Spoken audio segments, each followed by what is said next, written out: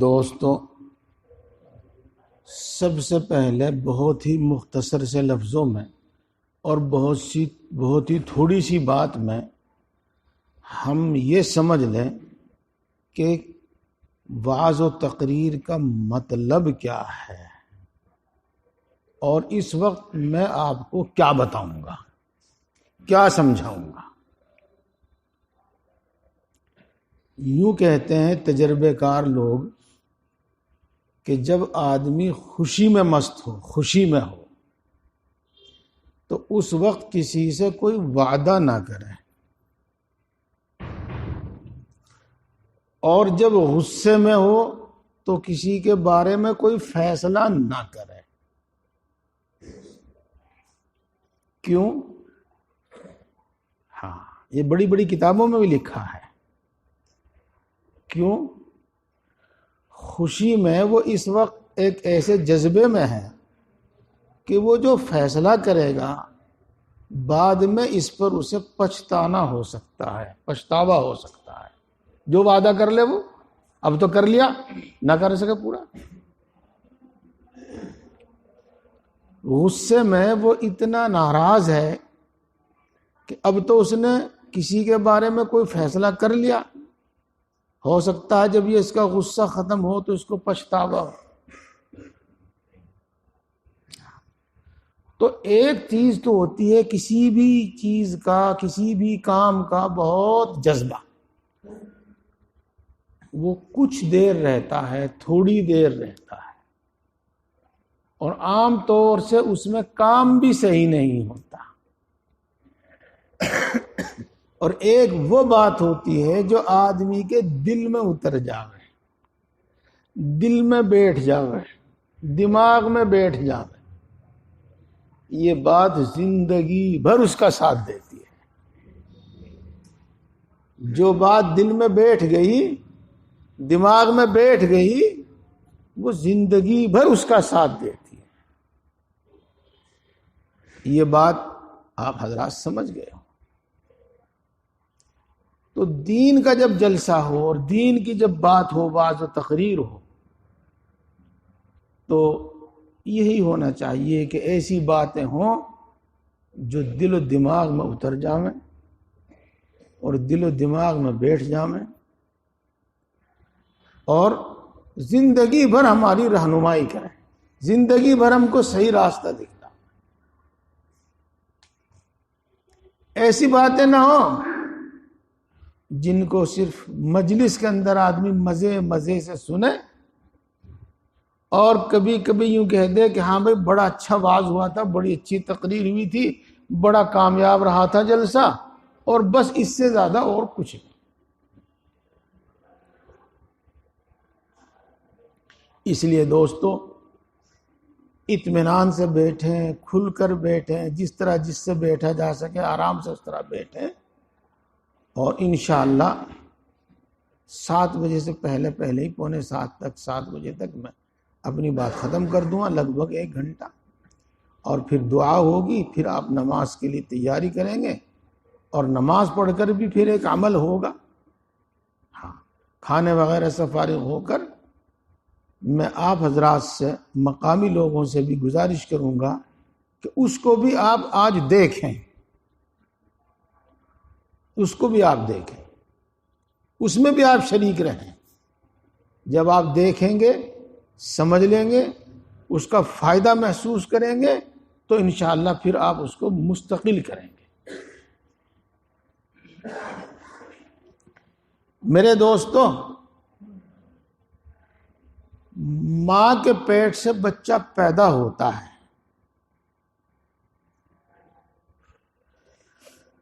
بچپن کی زندگی گزار کر جوان ہوتا ہے، اور جوانی سے آگے بڑھ کر بڑھاپے کی عمر کو پہنچتا ہے، اور پھر ایک دن یہ دنیا چھوڑ جاتا ہے۔ اور یہ ایک ایسا عمل ہے، ایک ایسی چیز ہے جس کو ساری دنیا اپنی آنکھوں سے دیکھ رہی ہے، کوئی اس کا انکار نہیں کر سکتا۔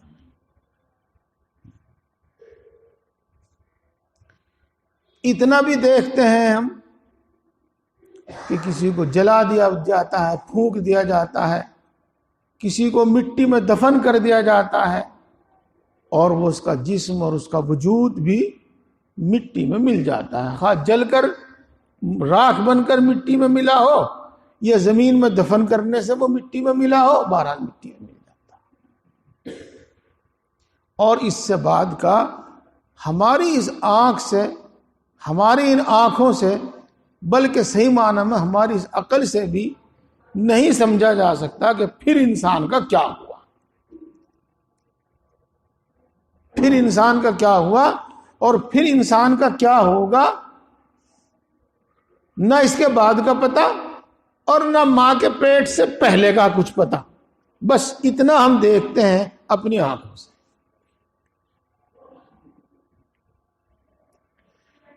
لیکن ہمیں ہمارے نبی نے بتایا،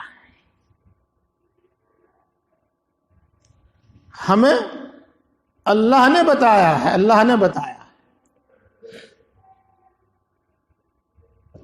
کہ روحیں پیدا ہو چکی ہیں، جتنی بھی قیامت تک دنیا میں آنے والی روحیں ہیں وہ سب پیدا ہو چکی ہیں، اور ماں کے پیٹ میں آنے سے پہلے یہ روحیں عالم ارواح میں موجود ہیں، اور مرنے کے بعد یہ انسان عالم برزخ میں رہتا ہے، عالم برزخ میں، یعنی آسانی سے سمجھیے، جو بات آسانی سے سمجھ میں آ جاوے کہ ایک دنیا تو وہ ہے جس کو عالم ارواح کہا جاتا ہے، اور انسان دنیا میں آنے سے پہلے وہاں رہتا ہے، اور ایک یہ دنیا ہے ہمارے سامنے، آنکھوں کے سامنے جو ہم دیکھ رہے ہیں، اور ایک دنیا وہ ہوگی جو مرنے کے بعد قیامت تک ہوگی، جس کو عالم برزخ کہتے ہیں، وہاں یہ انسان موجود رہے گا، اور پھر قیامت جب قائم ہوگی اس کو دوبارہ زندہ کر کے، اور پھر اس سے اس کی زندگی کا حساب لے کے پھر ایک عالم ہوگا جس کو عالم آخرت کہتے ہیں۔ اس عالم آخرت میں یہ انسان ہمیشہ رہے گا، پھر کبھی اس پہ موت نہیں آئے گی، کبھی یہ ختم نہیں ہوگا۔ دو ٹھکانے ہیں وہاں، ایک جنت اور ایک جہنم۔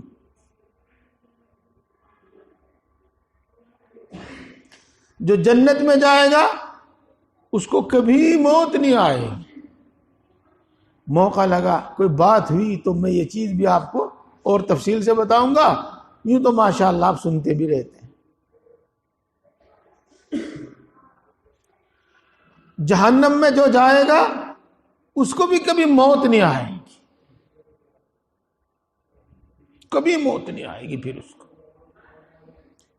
جنتی تو خوشی میں، عیش میں، چین میں، سلامتی میں ہوں گے، وہ تو موت کی تمنا کیوں کریں گے، نہیں کریں گے وہ تو۔ ان جہنمی بار بار تمنا کریں گے کہ ہمارا خاتمہ کر دیا جائے، ہمیں بالکل ملیا میٹ کر دیا جائے، لیکن نہیں ہو۔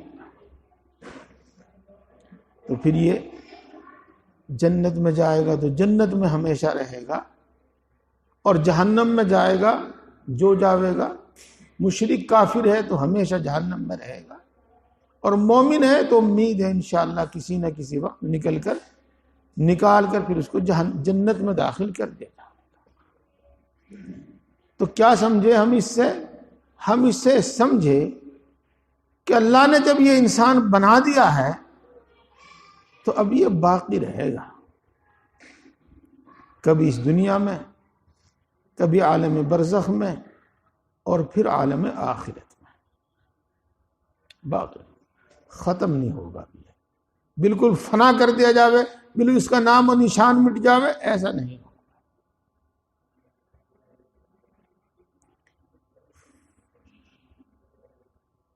میرے دوستو، جس اللہ نے اور جس پیدا کرنے والے نے اس پورے نظام کے تحت ہم کو پیدا کیا، پہلے روحیں پیدا کی اور عالم ارواح میں ان کو رکھا، پھر اس دنیا میں بھیجا، پھر عالم برزخ میں رکھا، پھر عالم آخرت میں وہ ہم کو لے گیا. یہ پورا کا پورا کام، یہ سب کا سب کام ایک نظام کے تحت ہے، ایک پروگرام کے ساتھ ہے، ایک دستور کے ساتھ ہے، ایک دستور کے تحت ہے.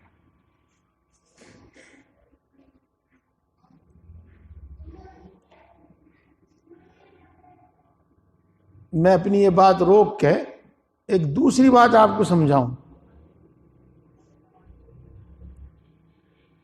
جن لوگوں کو یہی پتہ نہیں کہ مرنے کے بعد انسان کا کیا ہوگا، جو عالم برزخ کو نہیں مانتے اور عالم برزخ کو نہیں جانتے، جو عالم آخرت کو نہیں جانتے اور عالم آخرت کو نہیں مانتے، وہ یہ کیا بتاویں گے کہ عالم مرنے کے بعد عالم برزخ میں تمہارے کیا کام آئے گا؟ بتاویں گے کچھ؟ جب وہ عالم برزخ کو نہیں مانتے تو عالم برزخ میں کام آنے والی باتیں، کام آنے والے عمل کا کیا پتا ہوگا ان کو؟ جب وہ عالم آخرت ہی کو نہیں مانتے تو عالم آخرت میں کام آنے والے اعمال کا ان کو کیا پتا ہوگا؟ ان کو عالم آخرت سے کیا سروکا؟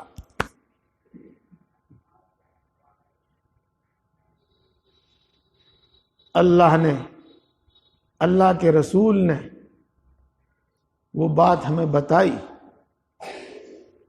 اور ایمان کی جو بالکل بنیادی چیز ہے کہ جن کو مانے بغیر، جن کو سچا مانے بغیر، جن کو تسلیم کے بغیر آدمی مومن نہیں ہوتا، ان میں سے ایک یہ بھی ہے والبعث بعد الموت، کہ مرنے کے بعد پھر تم کو دوبارہ زندہ کیا جائے گا، ایک نئے عالم میں جس کو عالم آخرت کہا جاتا ہے تمہیں پھر موجود کیا جائے گا. تو اس نے ہمیں، اللہ رب العزت نے ہمیں جس طریقے سے اس دنیا میں پیدا کر کے اور ہماری ساری ضرورتوں کا انتظام فرمایا،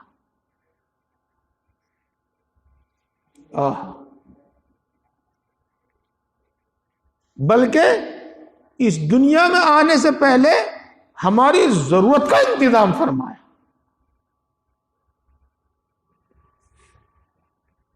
یوں ہی بتاتے ہیں کہ بچے کے دنیا میں آنے سے پہلے اور پیدا ہونے سے پہلے اس کی ماں کی چھاتیوں میں دودھ آ جاتا ہے. ہمارے اس دنیا میں آنے سے پہلے ہماری روزی کا انتظام ہو جاتا ہے.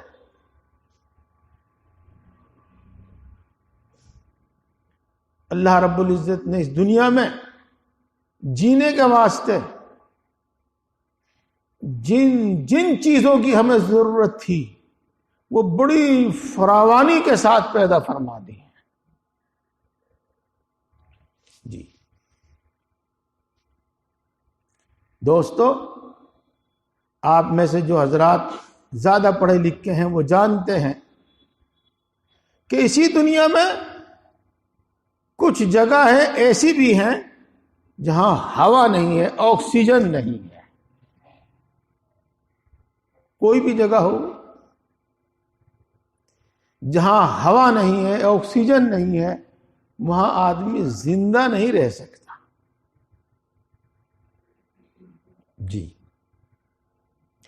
آپ نے ہوائی جہاز کا سفر کیا ہوگا، عمرے کا، حج کا، اور اپنا کوئی تجارتی سفر کیا ہوگا.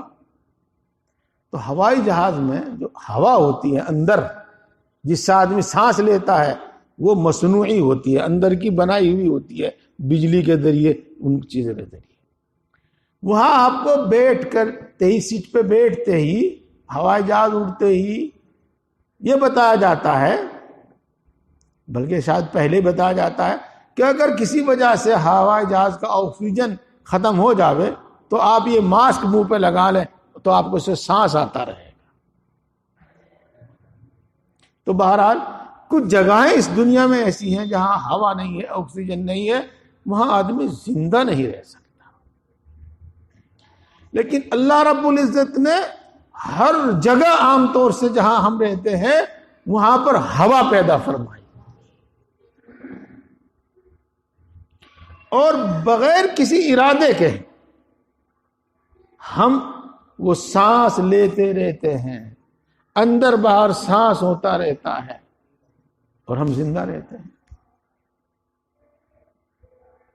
میں آپ کو یہ سمجھانا چاہ رہا ہوں کہ اس دنیا میں اللہ نے ہمارے رہنے کا انتظام فرمایا ہے، ہمارے جینے کا انتظام فرمایا ہے۔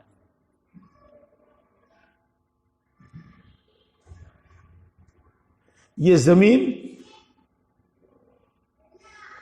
کچھ ایسی بنائی کہ اس میں ہماری ضرورت کی سبھی چیزیں رکھ دی۔ کہیں سے پانی نکلتا ہے تو کہیں سے پیٹرول اور ڈیزل نکلتا ہے،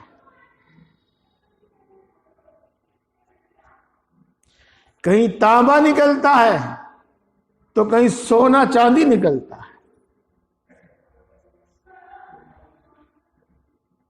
اور زمین سے کیا کیا نکلتا ہے جو ہماری ضرورت کا ہے اور ہمارے کام کا ہے۔ اللہ نے اس دنیا میں ہمارے زندہ رہنے کے لیے انتظام فرمائے۔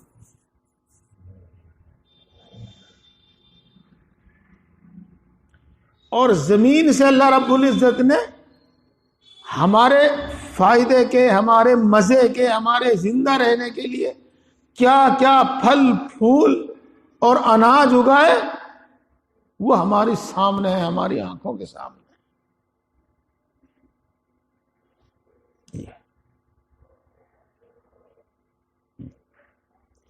ہمیں زیادہ معلومات نہیں ہیں، طب کی، میڈیکل کی کتاب اٹھا کر دیکھنا، آپ اس میں ملے گا۔ آپ سیب کھاتے ہیں تو اس میں کیا کیا چیزیں رکھی ہوئی ہیں، جس چیز کی ہمارے جسم کو ضرورت ہے، جن چیزوں سے ہمارا جسم بنا ہے اور باقی رہتا ہے، اس کی طاقت اور تندرستی باقی رہتی ہے، وہ چیزیں اس میں ہیں۔ اتنا اس میں فائبر ہے، اس میں فاسفورس ہے، اور اس میں اتنا کیلشیم ہے، اور اس نامعلوم کیا کر ان چیزوں میں، وہ جو ہمارے جسم کو جس چیز کی ضرورت ہے، ہم ان کو مزے لے لے کر بھی کھاتے ہیں، اور اس کے ساتھ ساتھ اپنے جسم کی جو ضرورت ہے وہ پوری کرتے ہیں۔ اور کھانے پینے کی چیزیں نہیں صرف، بلکہ آپ دیکھ رہے ہیں کہ جسم کو جو بیماری لاحق ہوتی ہے، چاہے وہ پرانی بیماریاں ہیں جو چلی آ رہی ہیں یا نئی بیماریاں سامنے آتی ہیں، جلدی یا دیر سے ان سب کا کوئی نہ کوئی علاج اور کوئی نہ کوئی دوا دریافت ہو جاتی ہے، جان لی جاتی ہے، کھوج لی جاتی ہے۔ اللہ نے ہماری بیماریوں کا بھی حل اور بیماریوں کا بھی علاج رکھا ہے۔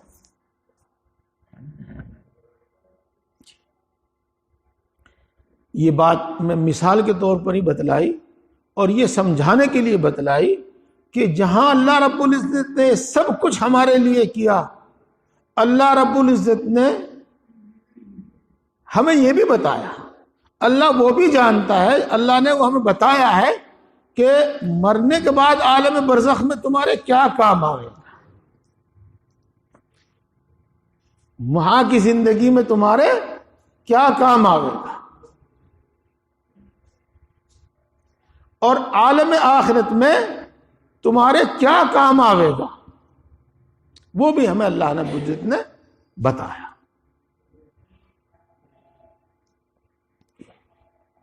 میں پھر کہہ دوں ایک بات جو دوبارہ کہی تھی میں نے، جو عالم آخرت کو نہیں مانتے، نہیں جانتے، وہ وہاں کے بارے میں کیا بتائیں گے؟ وہ وہاں کے بارے میں کچھ نہیں بتائیں گے۔ جب تک مانیں گے نہیں اور جب تک جانیں گے نہیں تو ان کو اگر سمجھایا بھی جاوے گا تو ان کی سمجھ میں نہیں آئے گا۔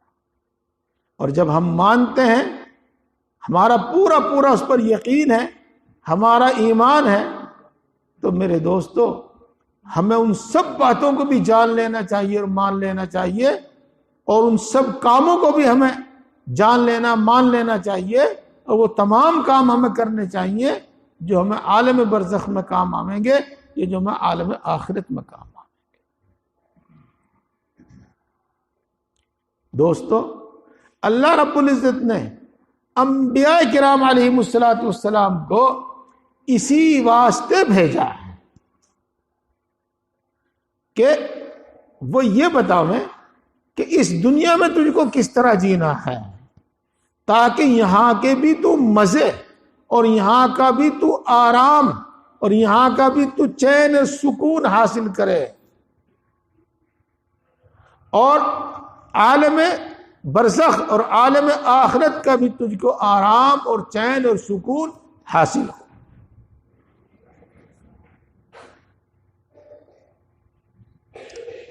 اے میرے اللہ، میرے دوستو کیا اللہ نے ہمیں اس لیے پیدا کیا ہے کہ ہم دنیا میں بھی پریشان رہیں، دکھوں میں رہیں، بے چینی میں رہیں، دکھوں میں رہیں، اور مرنے کے بعد عالم برزخ اور عالم آخرت میں بھی ان دکھوں میں رہیں، تکلیف میں رہیں؟ کیا اللہ نے ہمیں اس لیے پیدا کیا ہے؟ ہمیں ستانے کے لیے اور ہم پر اللہ نے ظلم کرنے کے لیے ہمیں پیدا کیا ہے؟ نہیں، اللہ رب العزت نے تو ہمیں اپنے انعام سے نوازنے کے واسطے، اپنی رحمتوں سے نوازنے کے واسطے، اور ہمیں وہ چیز عطا کرنے کے واسطے جو ہم سوچ بھی نہیں سکتے، مانگنی تو بعد کی بات ہے، ہم سوچ بھی نہیں سکتے، وہ نعمتیں دینے کے واسطے پیدا کیا اللہ نے، وہ نعمتیں دینے کے واسطے اللہ نے ہمیں پیدا کیا۔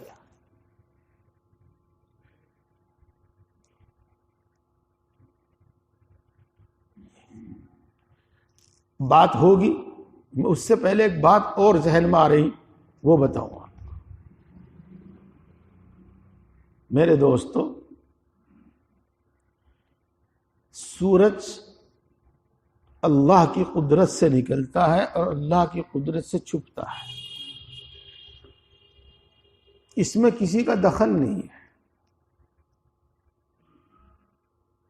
جی، دن اور رات کا نظام اللہ کا ہے اور کسی کا اس میں دخل نہیں ہے۔ ہواؤں کے چلانے کا انتظام، کب چلے گی کب نہیں چلے گی، کب پچھوا چلے گی کب پروا چلے گی، کب ٹھنڈی چلے گی کب گرم چلے گی، یہ اللہ کا ہے اور کسی دوسرے کے قبضے میں نہیں۔ جیسا کہ ہم اپنی آنکھوں سے دیکھتے ہیں، یہ چیزیں بھی آنکھوں ہی سے دیکھتے ہیں، لیکن کچھ چیز نگاہ سے غائب ہیں، جیسے کہ ہم اپنی آنکھوں سے دیکھتے ہیں کہ موت کا، زندگی کا ہمارے اپنے اختیار میں کچھ معاملہ نہیں، کسی کے اپنے اختیار میں نہیں، نہ اپنے آپ کو بچا سکے، نہ اپنے چہیتوں کو اور اپنے لاڈلوں کو بچا سکے۔ یہ تو میرے دوستو بالکل اسی طریقے سے روزی اور رزق یہ اللہ کے قبضے میں ہے اور اللہ کی تقسیم کے مطابق سب کو ملتا ہے۔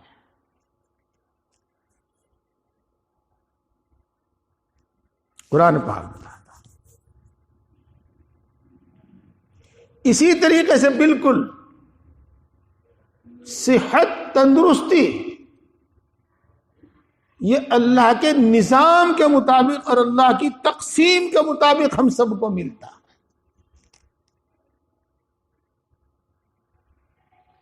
اور اسی طریقے سے عزت، ذلت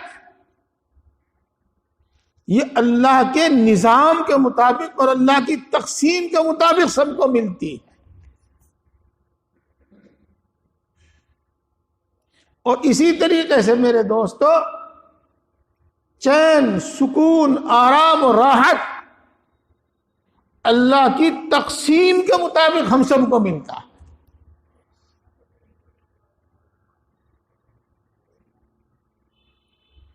بلکہ کچھ لوگ تو غلطی میں مبتلا ہیں، لیکن الحمدللہ ہمارا اس پر ایمان ہے، ہمارا اس پر یقین ہے، اور یہ بھی ہمارے ایمان کی بنیادی چیز ہے، تقدیر جس کو کہتے ہیں کہ اللہ نے جو قسمت میں کیا ہے وہی ملے. تو اگلی بات سمجھیے گا، کوئی طاقت ایسی ہے جو اللہ کی نعمتوں کو زور زبردستی حاصل کر لے؟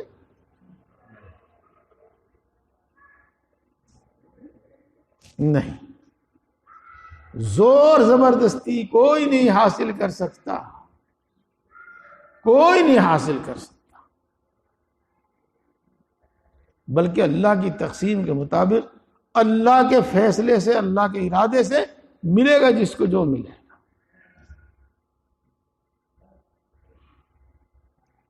اچھا، پہلے ایک مثال دوں جس سے بات بآسانی سمجھ میں آ گئی.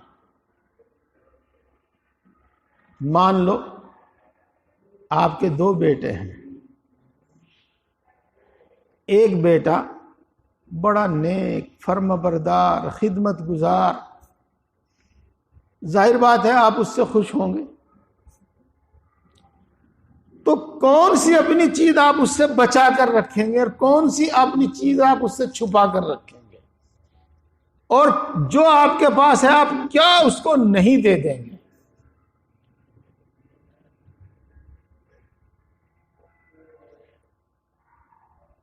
اور عام الفاظ میں ہی وہ بچہ جو کھووا کھلاڑی ہے، کھوتا ہے، بیران کرتا ہے سارا سامان، جس سے بھی بات کرتا ہے غصے میں بات کرتا ہے، بدتمیزی سے بات کرتا ہے، نافرمانی کرتا ہے.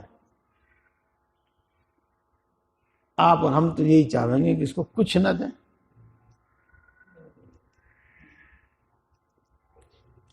تو خیر بالکل اسی طرح سمجھیے گا کہ جو شخص اللہ کی مان کر اللہ کو راضی کر لے،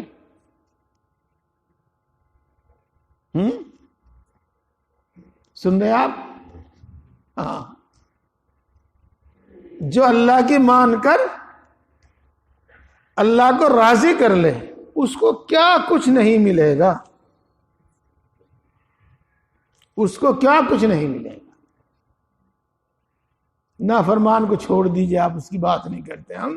ہم تو یہ بات کر رہے ہیں اس وقت کہ جو اللہ کی مان کر اللہ کو راضی کر لے اس کو کیا کچھ نہیں ملے گا.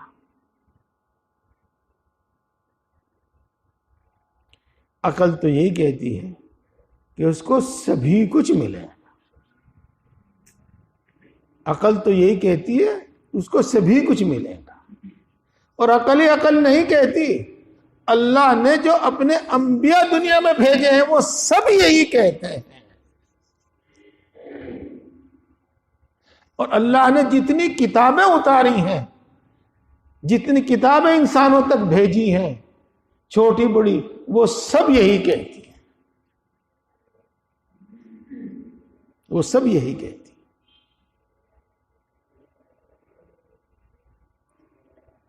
اوہو،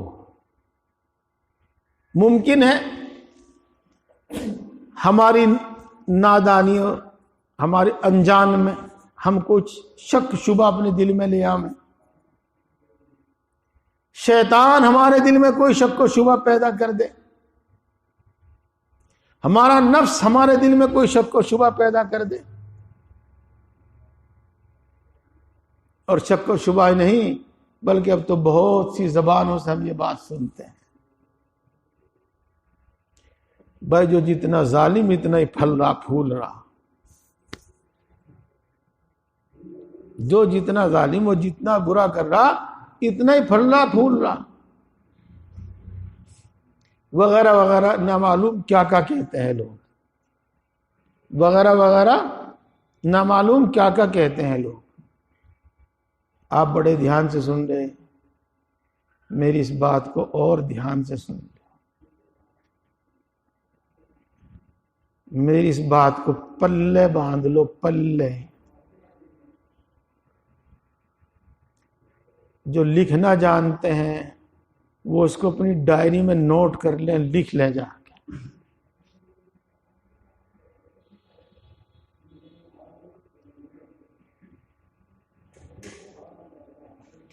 یہ زندگی چونکہ اصل زندگی نہیں ہے،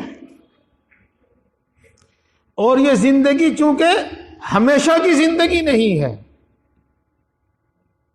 بلکہ صحیح معنی میں تو یہ زندگی پوری کی پوری زندگی ٹریننگ کی زندگی ہے، ٹریننگ کا وقت ہے، تربیت کا وقت ہے، ٹریننگ کا، تربیت کا وقت۔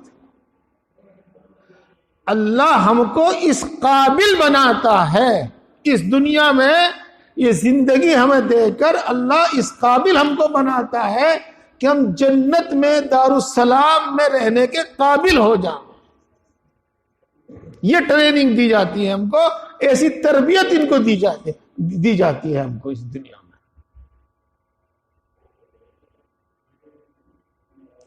میرے دوستو، جنت کی نعمتوں میں سے ایک نعمت ہوگی اللہ کی نزدیکی اور اللہ کا دیدار۔ آپ نے بہت مرتبہ سنا ہوگا، اس لیے میں اس کی زیادہ تفصیل نہیں کرتا، بس اتنا بتاتا ہوں کہ اللہ ہمیں تربیت دے کر، اللہ ہمیں ٹریننگ دے کر اس دنیا میں اس قابل بناتا ہے کہ ہم اللہ کے قرب اور نزدیکی کے قابل بن جائیں۔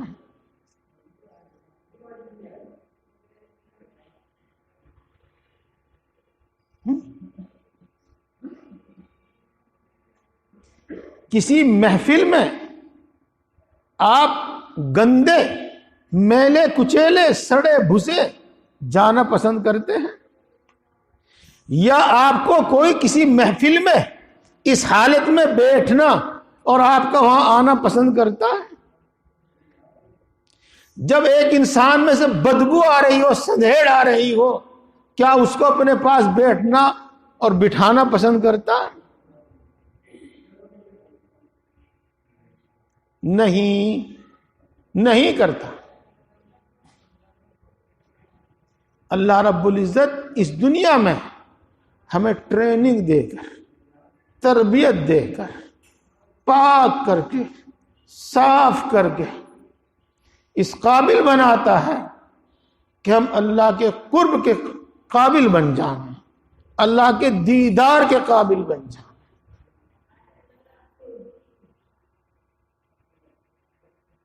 تو یہ ٹریننگ کا دور ہے، تربیت کا دور ہے، تربیت کا اور ٹریننگ کا۔ میرے دوستو، جو لوگ اس مرحلے سے گزرے ہیں، اور آپ میں سے بھی گزرے ہوں گے، کسی نے پڑھا ہوگا اور استاد کی مار جھیلی ہوگی، وہ ٹریننگ کا زمانہ تھا، تربیت کا زمانہ تھا۔ کسی نے کام سیکھا ہوگا اور وہاں استاد کی، گرو جی کی ڈانٹ اور دھمکیاں اور تماچے کھائے ہوں گے، وہ اس کی تربیت کا اور ٹریننگ کا زمانہ تھا۔ جنہوں نے پولیس میں، فوج میں بھرتی ہوئے، انہوں نے بھی ٹریننگ دی ہوں گی، اور بڑے بڑے مشکل کام انہوں نے انجام دیے، تب وہ اس قابل ہوئے کہ ان کو پولیس کا سپاہی بنایا جاوے، یا اس کو دیوان دروغہ اور ایس پی اور آئی جی اور ڈی آئی جی بنایا جائے۔ اب آپ تربیت کا مطلب سمجھ گئے ہوں گے، اب آپ ٹریننگ کا مطلب سمجھ گئے ہوں گے، اور یہ بھی سمجھ گئے ہوں گے کہ ٹریننگ میں عام طور سے دقت اور دشواری اور تکلیف برداشت کرنی ہی پڑتی ہے۔ تو ہم اس دنیا میں ہیں، اور اللہ رب العزت ایمان والوں کو، خاص طور سے ایمان والوں کو اس قابل بنانا چاہتا ہے کہ وہ ایسے پاک صاف ہو جائیں کہ وہ جنت کے قابل ہو جائیں، میرے قرب اور میری نزدیکی کے قابل ہو جائیں، اور میرے دیدار کے قابل ہو جائیں۔ اس واسطے میرے دوستو ہمیں کچھ دشواریوں کا، کچھ تکلیفوں کا سامنا ہوتا ہے۔ جو ٹریننگ میں نہیں ہے، جو تربیت میں نہیں ہے، وہ جو چاہے کرتے رہے۔ نولی ما تولا، جو تم کرنا چاہتے ہو ہم تو تم اسی کے سپرد کر دیتے ہیں۔ تو میرے دوستو، چاہے وہ کھانے پینے کی دشواریاں ہوں، اور چاہے وہ بیماریوں کی دشواریاں ہوں، یا وہ ذلت کا معاملہ ہو، کوئی بھی اور معاملہ ہو، وہ تو ہماری ٹریننگ کے واسطے ہے۔ وہ تو اللہ رب العزت کی محبت اور اللہ رب العزت کے پیار کی وجہ سے ہے، ہماری ہمدردی کی وجہ سے ہے۔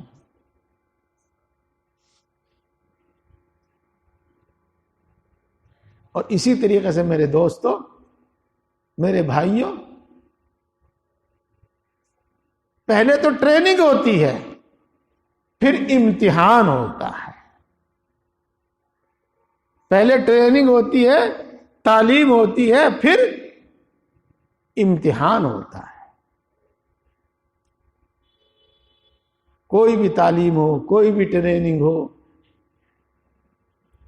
امتحان ضرور ہوتا ہے۔ تو بندہ مومن کبھی تربیت اور ٹریننگ میں ہوتا ہے، اس لیے دشواری میں ہوتا ہے، اور پھر کبھی امتحان میں ہوتا ہے، اس لیے دشواریوں میں ہوتا ہے۔ اور تربیت، ٹریننگ اور امتحان کے بعد پھر کیا ہوتا ہے؟ انعام۔ پھر ہوتا ہے انعام، پھر ملتا ہے عہدہ، پھر ملتی ہے ڈگری۔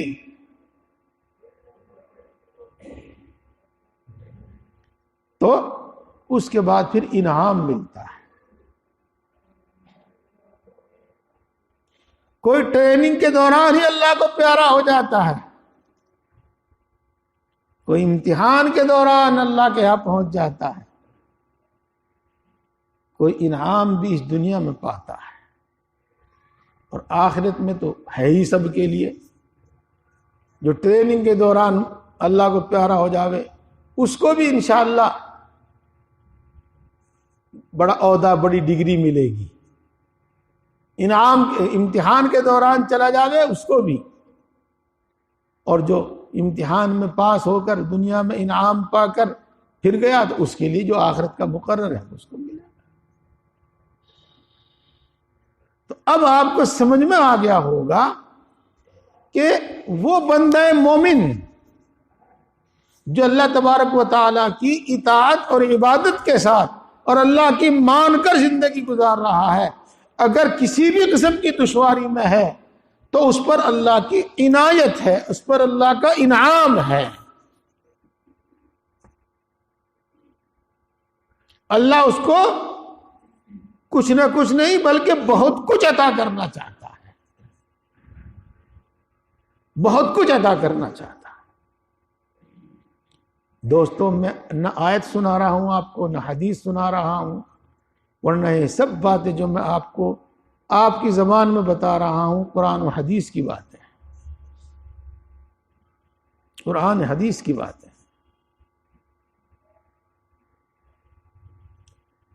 اب آپ اس کا دوسرا پہلو بھی دیکھیے، اس کا ایک دوسرا پہلو بھی دیکھیے۔ جو اللہ کی نافرمانی میں زندگی گزار رہا ہے، ظلم کے ساتھ زندگی گزار رہا ہے، بے ایمان، خیانت، لوٹ کھسوٹ کے ساتھ زندگی گزار رہا ہے، وہ پھل پھول کیوں رہا ہے؟ اللہ کا ایک قانون ہے مہلت دینا، اللہ کا ایک دستور ہے امہال، مہلت دینا۔ تو وہ اس حد تک اللہ رب العزت اس حد تک اور وہاں تک اس کو مہلت دیتا ہے، اتنی مہلت دیتا ہے کہ جب وہ اللہ کے سامنے جاوے گا اور اللہ اس سے اس کی زندگی کا حساب لیں گے تو وہ اللہ کی اس مہلت کی وجہ سے ایسا لاجواب ہوگا، ایسا لاجواب ہوگا کہ کچھ نہیں بول سکے گا۔ اتنی مہلت دیں گے اس کو، اتنی ڈھیل دیں گے اللہ اس کو۔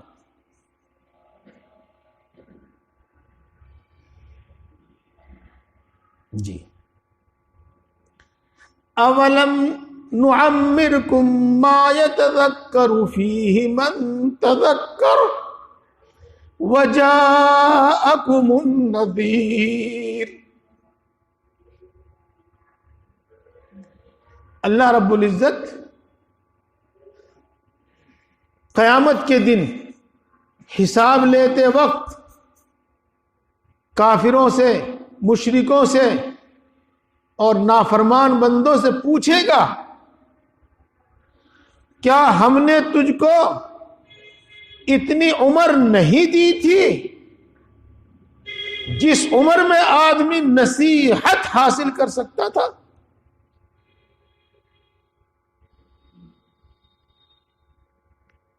کس طرح نصیحت حاصل کرتا تھا؟ کبھی خوشی دی جس سے نصیحت حاصل ہو، کبھی غم دیا جس سے نصیحت حاصل ہو، کبھی بیمار کیا، کبھی تندرست کیا جس سے نصیحت حاصل ہو، کبھی خوشحالی دی اور کبھی تندرستی دی جس سے نصیحت حاصل ہو۔ تو اتنی زندگی تجھ کو دی، اتنی مہلت تجھ کو دی کہ اگر تو چاہتا تو اس میں نصیحت حاصل کر سکتا تھا۔ کیوں تو نے نصیحت حاصل نہیں کی؟ اس لیے دی۔ اور اس کے ساتھ ساتھ تیرے پاس ڈرانے والے بھی آتے رہے۔ جب تک سلسلہ انبیاء کرام علیہ السلام کا تھا وہ ڈراتے تھے، پھر اس کے بعد اللہ کے نیک بندے علماء جو انبیاء کے وارث ہیں وہ یہ کام کرتے ہیں، اور اسی کے ساتھ جیسے میں نے ابھی بتایا دکھ، تکلیف، بڑھاپا، یہ سب چیزیں آدمی کو ڈراتی۔ تو میرے دوستو یہ مہلت ہے، مہلت، تاکہ اللہ کی حجت پوری ہو جاوے، اللہ کی دلیل پوری ہو جاوے اور یہ شخص لاجواب ہو، اسے کوئی عذر کا موقع نہ ملے۔ اس امہال کی وجہ سے اور اس مہلت کی وجہ سے اس شخص کو چھوٹ دی جاتی ہے اور دیا جاتا ہے اس کو جو وہ مانگتا ہے۔ امید ہے کہ بات اچھی طرح سمجھ میں آ گئی ہوگی۔ اب کسی نیک آدمی کو آپ پریشان حال دیکھ کر اور کسی نیک آدمی کو آپ تنگ دستی میں دیکھ کر اور کسی نیک آدمی کو آپ ذلت میں دیکھ کر کبھی یہ محسوس نہ کریں کہ یہ بدنصیب ہے۔ نہیں، واقعی خدا کی قسم وہ بدنصیب نہیں ہے۔ اللہ کی مان کر کوئی محروم نہیں ہو سکتا اور اللہ کی مان کر کوئی بدنصیب نہیں ہو سکتا۔ خدا کی قسم وہ محروم نہیں ہے، وہ بدنصیب نہیں ہے۔ جی، اور اسی طریقے سے اس کا دوسرا رخ بھی سمجھیے، جو عیش و عشرت کی زندگی گزار رہا ہے اللہ کی نافرمانیوں کے ساتھ، وہ خوش نصیب نہیں ہے، وہ خوش نصیب نہیں ہے۔ اللہ کی نافرمانی کے ساتھ کوئی خوش نصیب نہیں ہو سکتا۔ یہ بات میں نے آپ کو آپ کی زبان میں آپ کے جن الفاظ میں آپ سمجھ سکتے ہیں ان میں سمجھا دی، آپ نے سمجھ بھی لی۔ وَأَمَّا إِذَا مَا ابْتَلَاهُ رَبُّهُ فَأَكْرَمَهُ وَنَعَّمَهُ فَيَقُولُ رَبِّي أَكْرَمَنِ۔ جب اللہ تبارک و تعالیٰ کسی پر نوازش کرتا ہے، انعام کرتا ہے، خوب نوازتا ہے، تو انسان یوں کہتا ہے کہ اللہ نے میرا اکرام کیا، مجھے خوب نوازا، اکرام کیا۔ دوسری آیت کس طرح ہے؟ وَأَمَّا إِذَا مَا ابْتَلَاهُ وَأَمَّا إِذَا مَا ابْتَلَاهُ فَقَدَرَ عَلَيْهِ رِزْقَهُ فَيَقُولُ رَبِّي أَهَانَنِ۔ جب اللہ رب العزت کسی کی روزی تنگ کر دیتا ہے، اس کو امتحان میں ڈالتا ہے اور اللہ اس کی روزی تنگ کر دیتا ہے، تو وہ انسان کہتا ہے کہ اللہ نے میری توہین کی، اللہ نے مجھے رسوا کر دیا۔ یہ ہے عام انسانوں کا دھیان، یہ ہے عام انسانوں کی سوچ۔ وہی جو میں نے آپ کو بتا دی کہ اگر کھاتا پیتا ہے تو خوش نصیب، اور اگر کسی تنگی میں مبتلا ہے تو بد نصیب۔ یہ ہے، اللہ فرماتا ہے کلا، ایسا ہرگز نہیں ہے۔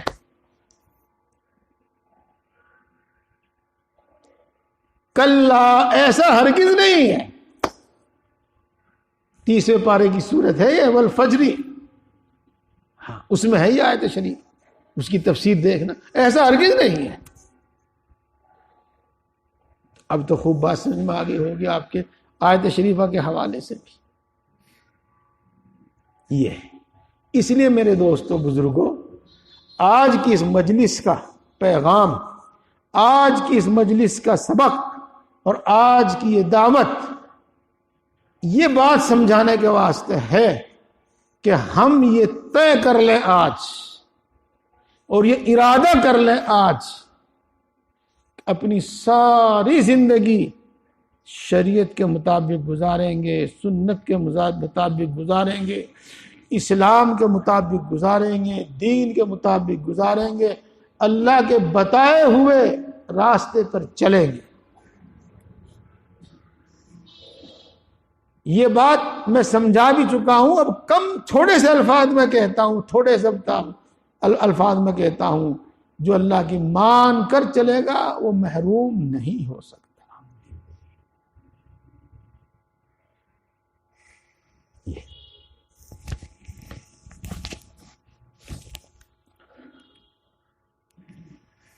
اب میں یہ ایک بات بتانے کے بعد آپ کو ایک دوسری بات کی طرف لے چلتا ہوں۔ میرے دوستو، ہم دین پر چلنے لگیں اور دین پر ہمارے لیے چلنا آسان ہو جائے تو ہمیں کیا کرنا پڑے گا؟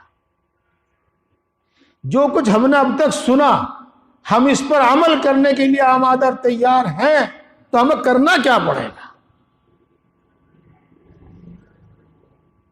تو میرے بھائیوں، آپ کو 5 کام کرنے پڑیں گے۔ وہ 5 کام اپنی ذات میں بھی عبادت ہیں، وہ 5 کام خود اپنی ذات میں بھی عبادت ہیں اور اجر و انعام کا عمل ہے، اور دین پر چلنا آسان کرنے والے بھی، اور انشاءاللہ العزیز آپ ان کو بھی اسی طرح بخوبی سمجھ جائیں گے، آسانی سے سمجھ جائیں گے، جس طریقے سے اب تک آپ نے میری بات کو اچھی طرح سنا اور اچھی طرح سمجھا۔ پہلی چیز، وہ علم دین سیکھنا، دین سیکھنا۔ دین سیکھنے کے بعد دین پر چلنا کتنا آسان ہو جاتا ہے، کتنا آسان ہو جاتا ہے، اس کی بہت ساری مثالیں۔ اور دین سیکھے بغیر، دین سے ناواقفیت کے ساتھ دین پر چلنا دشوار ہوتا ہے. جی ابھی میں ادھر سے بہٹ اڈے کی طرف سے مولوی عثمان صاحب کے ساتھ اسکوٹر پہ آیا. محمدی مسجد کا نہ ان کو پتہ تھا نہ مجھے پتہ تھا، نہ مجھے اس کا علم تھا کہاں ہے نہ ان کو علم تھا. تو پوچھو ان سے کتنی دقت ہوئی یہاں پہنچنے میں. چلے یہاں پوچھ، اس موڑ پر رک، اس سے پوچھ، کبھی آگے چلے کبھی پیچھے چلے، کبھی اس سے پوچھا کبھی اس سے پوچھا. پہنچتے پہنچتے پھر بھی 5-7 منٹ تاخیر ہو گئی. اور جس کو راستے کا پتہ تھا وہ تیز اپنی گاڑی دوڑا کر 2 منٹ کے بھی پہلے یہاں پر پہنچ گیا. یہ فرق کس چیز کا ہوا؟ یہ فرق جاننے اور نہ جاننے کا تو ہوا. جی آپ شہری لوگ ہیں، تاجر لوگ ہیں، تقریباً سبھی سب، جو شخص یہ جان لے، مارکیٹ کو جان لے کہ وہاں سے اچھی اور کم دام میں وہ چیز ملے گی، اور یہ جان لے کہ فلاں جگہ پر یہ بڑھیا داموں میں اور آسانی سے بکے گی، تو وہی تو تاجر کامیاب ہوگا. اور جس کو یہی پتہ نہیں کہ کتنے میں خریدنی اور کہاں سے خریدنی اور کیسی خریدنی اور کہاں بیچنی، کتنے میں بیچنی، کیا مانگنا اس کا، تو کیا وہ تاجر کبھی کامیاب ہوگا؟ نہیں ہوگا. یہ بالکل وہ بات ہے جو ہماری آنکھوں کے سامنے، ہمارے تجربے میں، ہمارے عمل میں آئی ہوئی ہے. اسی لیے میرے دوستو، جو شخص دین کو سمجھ لیتا ہے وہ اللہ کی اس بات پر یقین کر لیتا ہے اور اپنی آنکھوں سے دیکھ لیتا ہے کہ دین پر چلنا آسان ہے، بلکہ دین چھوڑ کر زندگی گزارنا دشوار ہے. اور دین پر چل کر زندگی گزارنا آسان ہے. بہت ساری اس کی باتیں ہیں. اب مثال کے طور پر ایک بات بتاؤں میں. ایک شخص ہے جو سفر کرنا چاہتا ہے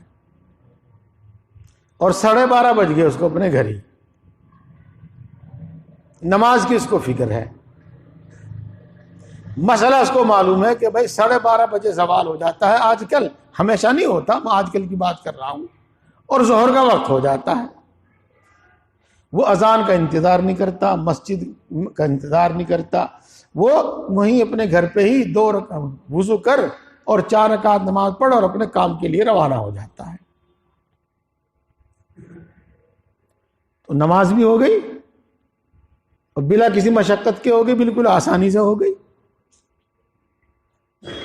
اور ایک وہ شخص ہے جو سمجھے بیٹھا کہ جب اذان ہو جائے گی ظہر کی اس کے بعد ہی نماز پڑھوں گا. اب وہ سفر شروع کر دیتا ہے.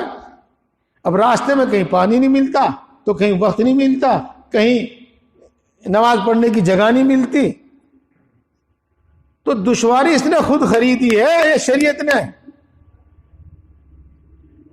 دشواری اس نے اپنی نادانی کی وجہ سے خود اپنے ذمہ لی ہے. ورنہ شریعت کی طرف سے تو اجازت ہے کہ جب سورج ڈھل گیا، زوال کا وقت ہو گیا، آپ ظہر کی نماز پڑھ لیجیے.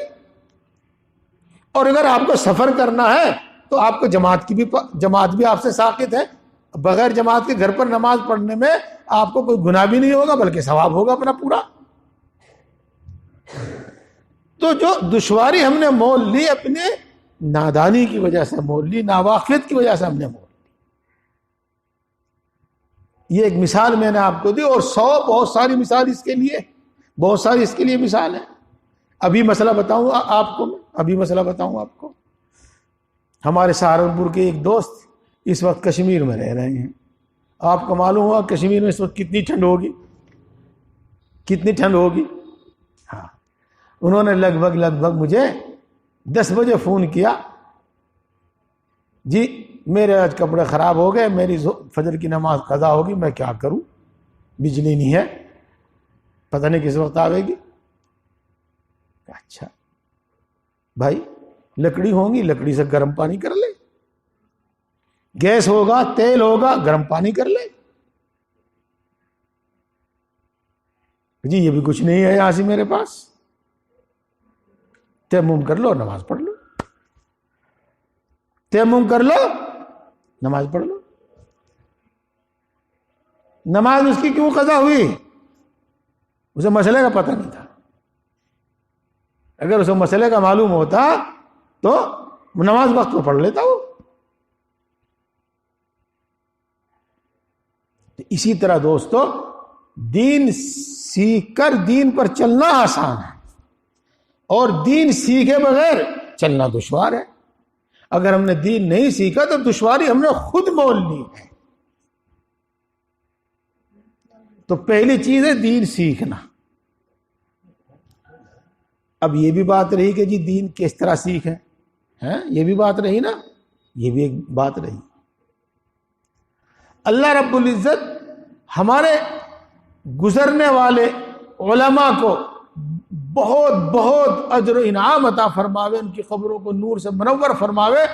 وہ ہمارے لیے کوئی چیز چھوڑ نہیں گئے, ساری چیزوں کا انتظام کر گئے. اور اس وقت جو موجود ہے اللہ رب العزت ان کے سائے کو تا دیر قائم رکھے, وہ ہماری پوری طرح سے صحیح رہنمائی کرتے ہیں. یہ کتاب اٹھائیے گا, اصلاحی نصاب کہاں رکھے لائے تھے, دکھائیے مجھے.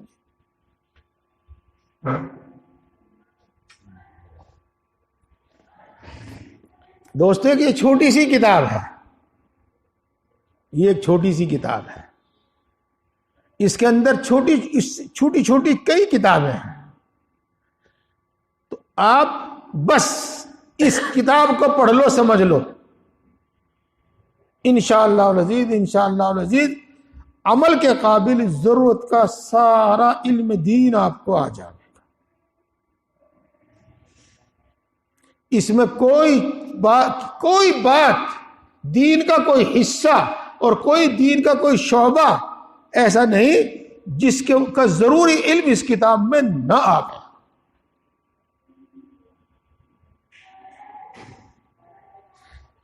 سنیے, دین کا ایک حصہ ہے جس کو ہم آسان الفاظ میں, جن کو آپ سب سمجھتے ہیں, ایمان اور یقین کہہ دیتے ہیں, اور اس کو کہتے ہیں اصل میں عقیدہ. تو دین کا ایک حصہ ہے ایمان اور یقین, دین کا ایک حصہ ہے عقیدے. وہ بات اس میں تفصیل سے ملے گی آپ کو. دین کا ایک حصہ ہے عبادت, نماز, روزہ, حج, زکوٰۃ. اس کے متعلق آپ کو اس میں آپ کی ضروری باتیں مل جائیں گی. دین کا ایک حصہ ہے معاملات, آپس کا لین دین. اس کے متعلق ضروری معلومات اس میں موجود ہیں. دین کا ایک حصہ ہے جس کو کہتے ہیں اخلاق اور عادات. وہ معلومات اس کے اندر موجود ہیں, ضروری بات وہ سب آپ کو اس میں مل جائے. دین کا ایک حصہ ہے معاشرت, یعنی آپس میں کس طرح میں سہنا چاہیے. باپ بیٹے کا تعلق, باپ کو اولاد کے ساتھ, اولاد کو باپ کے ساتھ, ماں باپ کے ساتھ کس طرح رہنا چاہیے.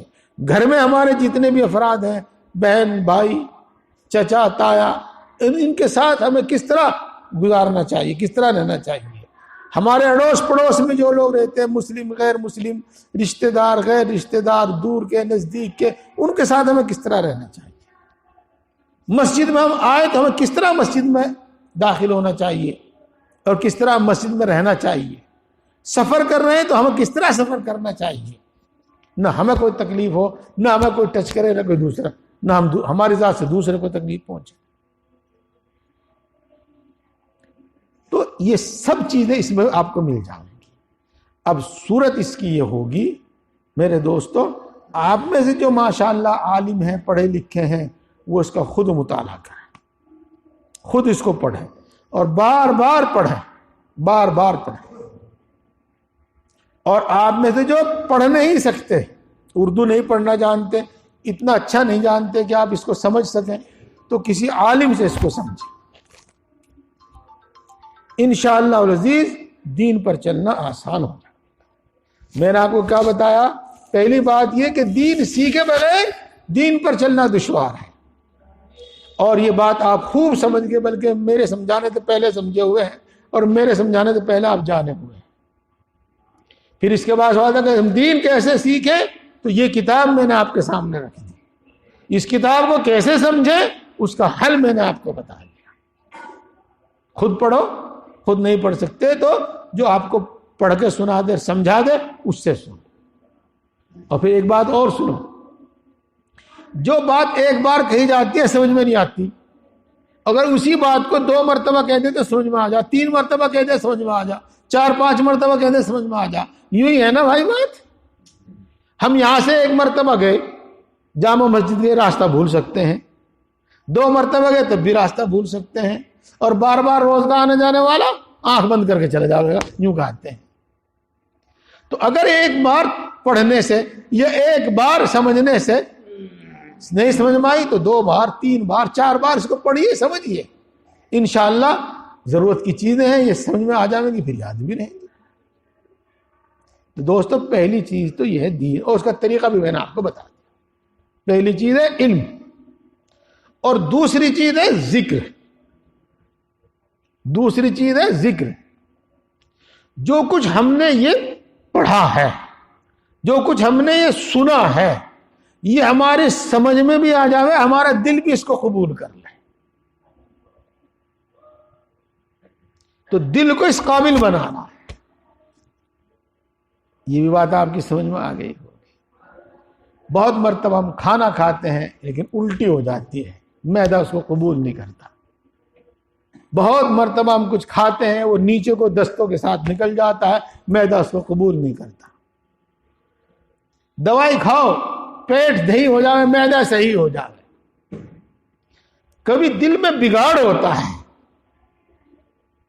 عقل میں فتور ہوتا ہے، ہم اپنے آپ کو چاہے جتنا عقل مند مانتے رہیں، لیکن واقعی عقل میں فتور ہوتا ہے، واقعی خواہشات کا دل پر اتنا غلبہ ہوتا ہے کہ اس کے خلاف کوئی بات سمجھ میں نہیں آتی۔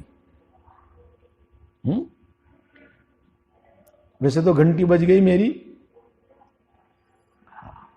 بات تو پوری کر دوں۔ ایک لڑکا ایک لڑکی پر عاشق ہو گیا، آج کی اصطلاح میں پیار ہو گیا اس کو،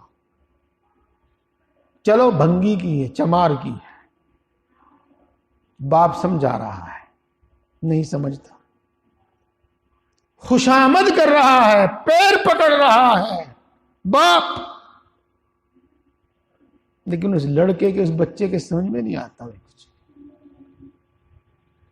وہ بیٹی جو انتہائی لاڑ پیار سے اس نے پالی ہے، وہ بہن جس کو اس نے لاڑ پیار سے پالی ہے، جس کو وہ اپنی عزت اور آبرو سمجھتا ہے، اس کی عزت و آبرو بچانے کے لیے اپنی جان دینے کے لیے تیار رہتا ہے، جب وہ کسی بھنگی سے، چمار سے یا کسی سے آنکھ لڑا کر اور عشق و محبت میں گرفتار ہوتی ہے تو باپ اس کے پیر پکڑتا ہے۔ ہم نے ابھی ایک ویڈیو دیکھا، بھائی بھی کھڑے ہیں، ماں بھی کھڑی ہے، بوڑھا باپ ہے، ہوگا 70-75 سال کا، ہریانے کا، وہ اس کا راجستھان کا، جو پگڑی باندھتے ہیں، اور 15-18 سال کی ایک لڑکی ہے، لونڈی ہے، اس کی بچی ہے، وہ سب کے سامنے اپنی پگڑی اس کے پیروں میں رکھ رہا ہے کہ نہیں مان رہی لڑکی۔ یہ لڑکا کیوں نہیں سن رہا اپنے باپ کی یا سمجھانے والوں کی؟ کیوں نہیں سمجھ میں آ رہا؟ اس لڑکی کو نہ اپنے باپ کی، نہ اپنے بھائیوں کی، کسی کی بھی عزت و آبرو کا خیال نہیں ہے۔ کیوں؟ اس پر ایک خواہش کا غلبہ ہے نا؟ تو میرے دوستو بات بالکل اسی طرح ہے، جب ہم پر ہمارے دل و دماغ میں خواہشات کا غلبہ ہوتا ہے تو پھر ہمیں یہ اچھی سچی باتیں سمجھ میں نہیں آتی جو ہماری خواہش کے خلاف ہوتی۔ یہ اسی لیے ذکر کیا جاتا ہے. آپ نے بار بار سنا ہے ذکر سے دل کا زنگ دور ہوتا ہے، ذکر سے دل کے اندر صفائی آتی ہے، صفائی. ذکر سے دل نورانی بنتا ہے، نورانی، آئینے کی طرح صاف ہو جاتا ہے. جس طرح اس میں آپ کو کچھ نہیں نظر آ رہا، اس میں کچھ نظر نہیں آ رہا، کیوں؟ ان کے اندر وہ صفائی نہیں جو آئینے میں صفائی ہے، اور آئینے میں آپ کو سب کچھ نظر آ رہا. جس طرح ایک چیز سخت ہوتی ہے اور وہ کچھ اثر نہیں کرتا، دل جب سخت ہو جاتا ہے تو اس میں کچھ اثر نہیں کرتا، خواہشات کے غلبے کی وجہ سے، شک و شبے کی وجہ سے، سختی کی وجہ سے، گندا ہونے کی وجہ سے. ان سب کا علاج دو چیزیں ہیں، ایک ذکر اور ایک آخرت کی فکر آخرت. یہ تیسری چیز بھی میں نے آپ کے ساتھ ہی بتا دی، علم اور ذکر اور آخرت کی فکر. علم، ذکر اور آخرت کی فکر. علم ذکر ہمارے دل کو نورانی بنائے گا، ذکر ہمارے دل کو نرم کرے گا، خواہشات سے پاک کرے گا، اور پھر یہ باتیں ہمارا دل قبول کرے گا، تسلیم کرے گا. یہی حال آخرت کا. چلیے آخرت کی بات ہے. اور پھر آخرت میں ایک بات اور بھی خاص ہے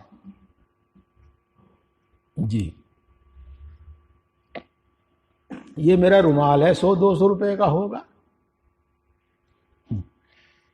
اگر آپ یوں کہیں جی مجھے یہ رومال دے دو اور میں آپ کو یہ 2000 روپے کا بلکہ 3000 روپے کا کمبل دے رہا ہوں، تو میں کیوں نہیں دے دوں گا یہ اپنا رومال تمہیں؟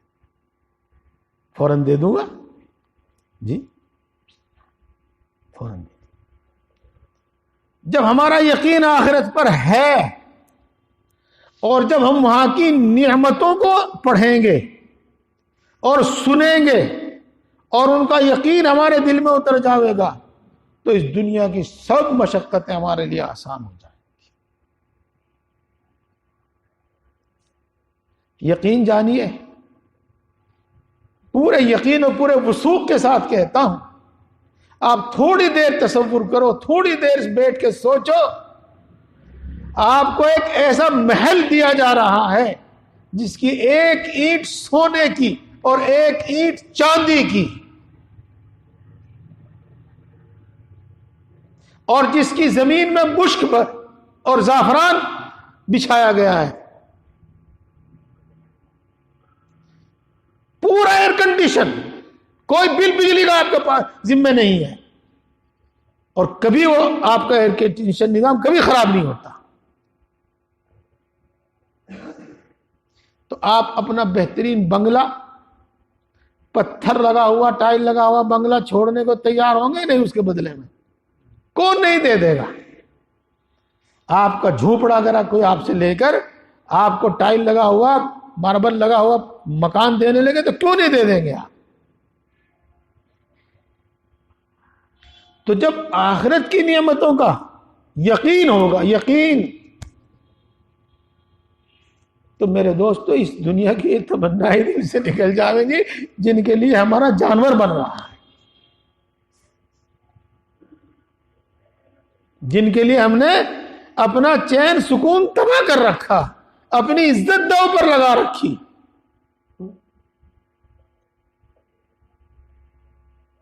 جی تو ایک ہے فکر آخرت، مرنے کے بعد سے، بلکہ مرنے کے وقت سے لے کر جنت میں داخل ہونے تک، یا خدا نخواستہ جہنم میں داخل ہونے تک کیا کیا بیتے گی انسان پر، وہ سب پڑھو، بار بار پڑھو، اتنی بار پڑھو، اتنی بار پڑھو کہ ہر وقت نگاہوں کے سامنے رہنے لگے. جنت کی وہ نعمتیں پڑھو جو ہمیشہ ہمیشہ رہیں گی، کوئی چھین نہیں سکے گا، جو ہمیشہ ہمیشہ رہیں گی، نہ کوئی بیماری ہوگی، نہ موت ہوگی، نہ بڑھاپا ہوگا، نہ کمزوری ہوگی، کچھ نہیں ہوگا۔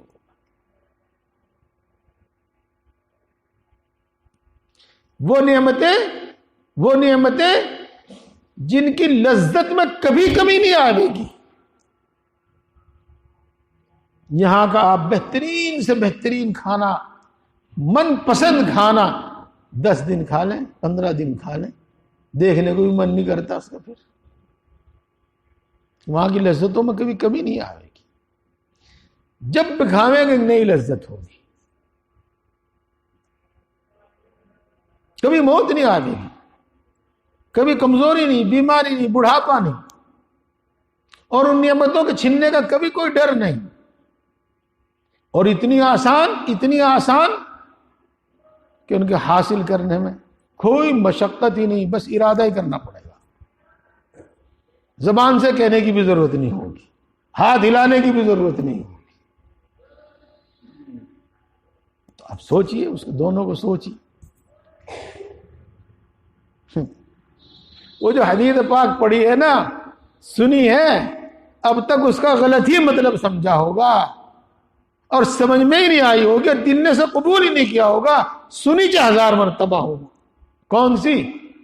رسول اللہ صلی اللہ علیہ وسلم کا گزر ہوا، ایک کوڑی پر ایک کن کٹا بکری کا بچہ مردار پڑا ہوا تھا۔ رسول اللہ صلی اللہ علیہ وسلم نے ارشاد فرمایا، 1 درہم میں کون خریدتا ہے اس بچے؟ صحابہ نے فرمایا، درہم تو درہم، اس نے تو کوئی مفت لینے کو تیار نہیں۔ رسول اللہ صلی اللہ علیہ وسلم نے ارشاد فرمایا، جس قدر بے حیثیت تمہاری نگاہ میں بکری کا بچہ ہے نا، کوئی مفت لینے کو اسے تیار نہیں۔ یہ ساری دنیا، یہ دنیا کی نعمتیں اور لذتیں ایسی ہی بے حیثیت ہے۔ کس کے سامنے؟ جس کے سامنے جنت ہے، جنت کی نعمتیں ہیں، جس کے سامنے اللہ کی ملاقات ہے، جس کے سامنے اللہ کا دیدار اور زیارت ہے، جس کے سامنے اللہ کا قرب اور نزدیکی ہے۔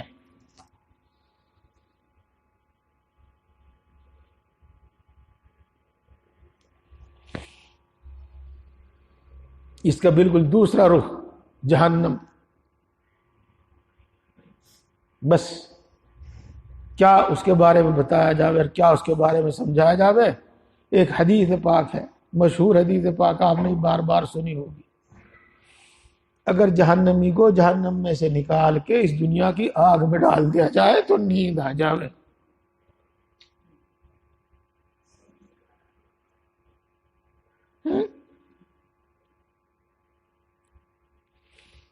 اگر جہنم میں سے نکال کے اس دنیا کی آگ میں ڈال دیا جائے تو اتنی راحت محسوس ہوگی، نیند آ جائے گی۔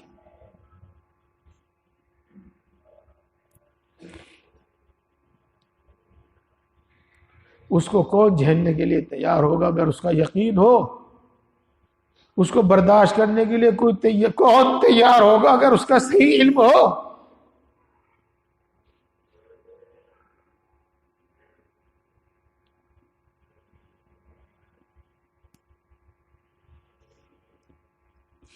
دوستو، ذکر اور تیسری چیز بتائیں، فکر آخرت۔ ذکر آپ کو جس نے جو بتا رکھا ہے اپنی جگہ پر، میں آپ کو بہت مختصر سا بتاتا ہوں اور سب کو کہتا ہوں، سب کو اجازت دیتا ہوں۔ اس کے لیے بیعت ہونا یہ وغیرہ کچھ شرط نہیں ہے۔ ایک تسبیح درود شریف کی، ایک تسبیح استغفار کی، ایک تسبیح لا الہ الا انت سبحانک انی کنت من الظالمین، یہ پڑھ لیا کیجئے گا۔ دونوں وقت فرصت ہو تو صبح شام، اور نہیں تو ایک وقت، صبح کو یا شام کو جب فرصت ہو۔ جس طرح فجر میں اور عصر میں تسبیح پڑھتے ہیں آپ 33 مرتبہ سبحان اللہ، 33 مرتبہ الحمدللہ، 34 مرتبہ اللہ اکبر۔ ظہر کی سنتیں نفلیں پڑھنے کے بعد اور مغرب کی سنتیں نفلیں پڑھنے کے بعد اور عشاء کی سنتیں نفلیں وتر پڑھنے کے بعد بھی پڑھ لیا کرو اس کو۔ 33 مرتبہ سبحان اللہ، 33 مرتبہ الحمدللہ، 34 مرتبہ اللہ اکبر، وہ اس وقت بھی پڑھ دیا کرو، باقی 3 وقتوں میں بھی پڑھ دیا کرو۔ اور کسی وقت فرصت میں بیٹھ کے 10 منٹ 15 منٹ لا الہ الا اللہ، لا الہ الا اللہ، لا الہ الا اللہ، لا الہ الا اللہ، یہ ذکر کر لیا کر۔ انشاءاللہ العزیز اس کا اثر ضرور دیکھیں گے۔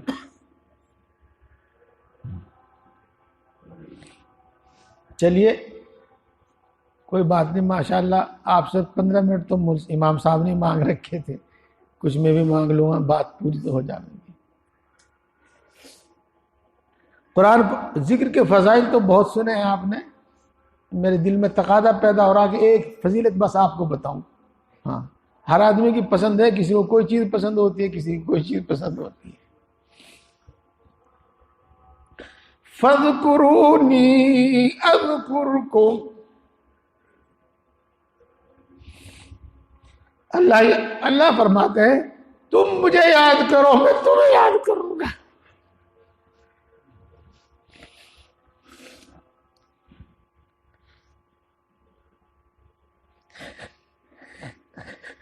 اللہ فرماتے ہیں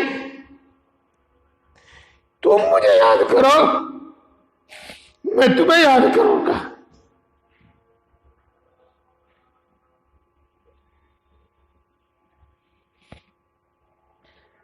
ذکر کی اس سے بڑی فضیلت اور کیا ہوگی؟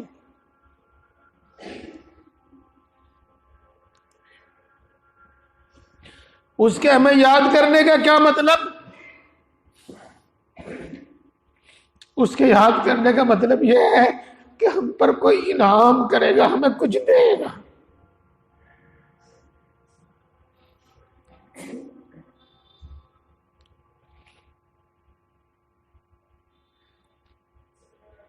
اور سب سے بڑی نعمت جو اللہ اپنے پیارے بندے کو دیتا ہے وہ ہدایت ہے۔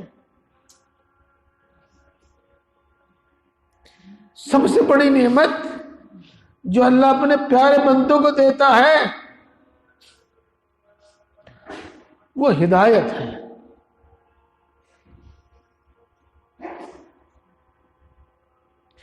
ایک بات اور یاد آ گئی،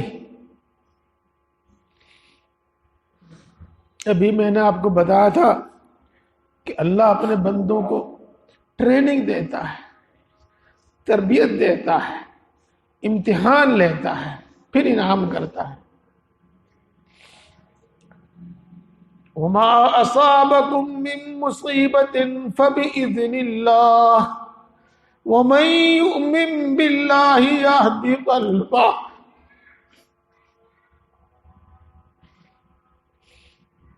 تمہیں جو بھی مصیبت پہنچتی ہے وہ اللہ کے فیصلے ہی سے پہنچتی ہے،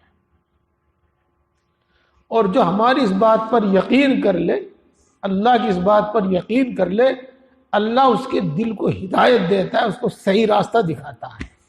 وَمَن يُؤْمِن بِاللَّهِ يَهْدِ قَلْبَهُ وَاللَّهُ بِكُلِّ شَيْءٍ عَلِيمٌ، اللہ ہر چیز کو جانتا ہے، اس لیے اتنی پکی، اتنی سچی، اتنی صحیح بات ہے یہ کہ اس میں کوئی شک و شبہ کرنے کی گنجائش نہیں۔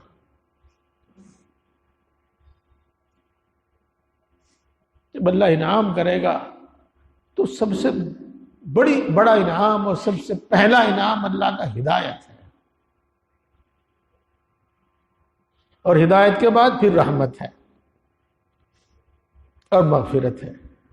چلو اسے میں چھوڑ دوں، جو سمجھنے والے ہیں وہ سمجھ جائیں گے۔ تو دوستو 3 کام یہ ہیں۔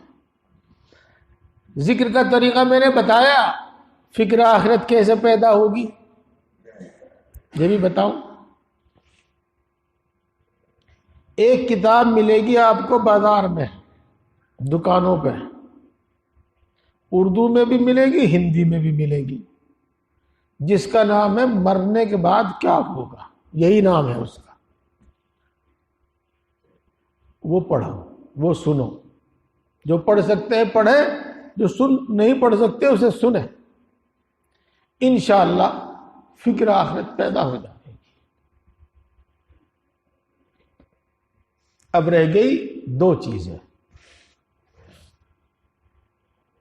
چوتھی چیز ہے میرے دوستو، نیک لوگوں کی صحبت، اللہ والوں کی صحبت. جی کتنی جلدی اس سے دین اپنے اندر منتقل ہوتا ہے، کتنی جلدی اس کے اندر دین منتقل ہوتا ہے. واہ واہ واہ. یہ مچھلی کے بچے کو تیرنا کون سکھاوے؟ یہ حکیم ہے، طبیب ہے، ایک خاندانی حکیم ہے. بچپن سے اپنے باپ دادا کو دیکھتا چلا آ رہا ہے، ان کی باتیں سنتے چلا آ رہا ہے. خاندانی حکیم ہے، خاندانی. اجی یہ تو ہمارا گھر کا کام، ہمارے باپ دادا کا کام ہے، یہ تو ہمارا خاندانی کام ہے. یہ تو اس نے اپنے باپ کو دیکھا، اپنے دادا کو دیکھا، اپنے بڑے بھائیوں کو دیکھا، تو ماہر ہو گیا اس میں. بس زیادہ نہیں کہتا، میں دین والوں کی صحبت، اللہ والوں کی صحبت، نیک لوگوں کی صحبت. مثال کے طور پر جیسا آپ نے اس وقت اپنا یہ وقت دیا، جب بھی کوئی دین کی بات کھٹکے، جب بھی کوئی ضرورت محسوس ہو، جاؤ پوچھو. یہی صحبت ہے. ان کے پاس کچھ وقت گزارو، دینی ماحول میں کچھ وقت گزارو، یہی وہ دین کی صحبت ہے، اللہ والوں کی یہی صحبت. اس پر بھی انشاءاللہ باقی بات پھر ہوگی. 4 چیزیں ہو گئی. 5ویں چیز ہے مجاہدہ، مشقت برداشت کرنا. یہ دیکھو انسانی فطرت، شیطان کا اثر، نفس کا اثر، اس سے بہت مرتبہ نیک کام کرنے میں زور پڑتا ہے، دشواری ہوتی ہے. تو کچھ دن اس دشواری کو برداشت کر لو، اور یہ تکلیف اٹھا لو، یہ مشقت برداشت کر لو. یہ ہے مجاہدہ. اور اس کے بعد اللہ کا وعدہ ہے کہ میں آسان کر دوں گا. اس کے بعد اللہ کا وعدہ ہے کہ میں آسان کر دوں گا. والذین جاہدوا فینا لنہدینہم سبلنا. اور بہت سی آیات اور احادیث. مجاہدہ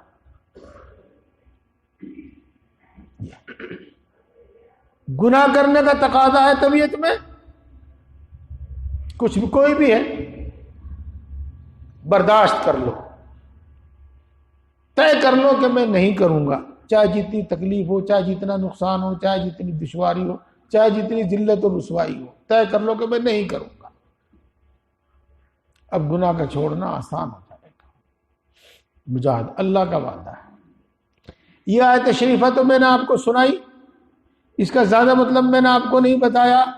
ایک حدیث پاک بتاتا ہوں میں آپ کو. ایک حدیث پاک وہ بالکل آسانی سے سمجھ میں آ جائے گی. ہے تو وہ سب کاموں کے لیے، سب کاموں کے لیے، لیکن مثال کے طور پر بتاؤں. اور آج کی یہ عام بیماری ہے، عام بیماری. ہاں کرونا اتنی بیماری نہیں جتنی بیماری یہ ہے جو میں بتا رہا ہوں. وہ کیا ہے؟ بے پردگی اور بد نگاہی. اور پھر بد نگاہی کے بعد کہاں تک نوبت پہنچتی ہے وہ تو جانتے ہیں. اس لیے پہلے ہی قدم پر ہمیں روکا گیا ہے کہ خواہش کی نظر سے، جس کو بد نگاہی کہتے ہیں، بری نظر سے، خواہش کی نظر سے کسی غیر محرم کو مت دیکھو. اس کو کہتے ہیں بد نگاہی، بری نظر، خواہش کی نگاہ. یہ ہے۔ جوانی تو دیوانی ہوتی ہی ہے، یاد رکھ لو، پکی بات نہیں، پکم پکی بات ہے۔ جو اپنی اس بری عادت کو نہیں بدلے گا، جب وہ بوڑھا بیکار چارپائی پہ پڑا ہوا ہوگا نا، اس وقت تک اس کی عادت اس کے اندر سے نہیں جائے گی، اس وقت تک نہیں جائے گی۔ بڈھا پھوس ہو جائے گا، کچھ نہیں رہے گا، لیکن یہ عادت نہیں اس کی جائے گی۔ لیکن حدیث شریف کے وعدے کے مطابق، حدیث شریف کے مطابق اگر آدمی 3 مرتبہ ہمت کر کے اپنی نگاہ نیچی کر لے تو 4تھی مرتبہ اس کی نگاہ نیچی ہونا آسان ہو جائے گا۔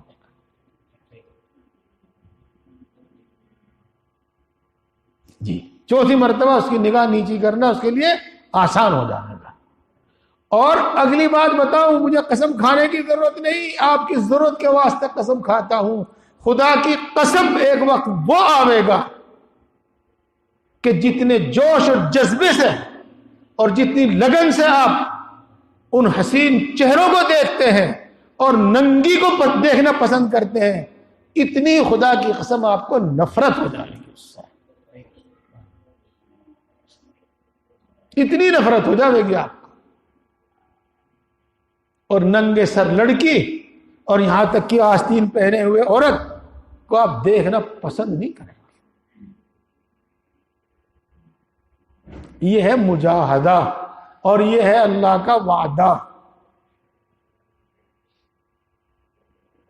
نماز پڑھنے کو جی نہیں چاہتا، چاہوں تو میں بہت، بس پڑھ ہی نہیں جاتی، پتہ نہیں کیا ہو جا۔ تہجد میں اٹھنے کا ارادہ تو کروں، بس اٹھا ہی نہیں جاتا، جی پتہ نہیں کیا ہو جا۔ اور جی نماز پڑھنے کو بالکل نہیں جی چاہتا۔